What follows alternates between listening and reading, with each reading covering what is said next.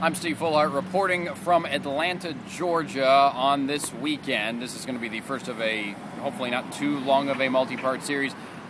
We've had some fantastic meteorologists on Brazos Valley this morning over the years, and maybe someday we'll have another good one. But I've come to Atlanta to try to track down Rodney Harris. Rodney, obviously a beloved member of the community in the time that he was on Brazos Valley this morning, but he has now come to Atlanta. I'm going to try to figure out how he's doing, see if I can even find him. He's such a huge celebrity here now. He is very secluded. He doesn't get out very often. So I'm going to try my hardest to find Rodney. He's lost touch. He's lost contact, and I desperately need to know how my friend is doing. So join me on this journey through Atlanta, through the Peach State. Is it the Peach State?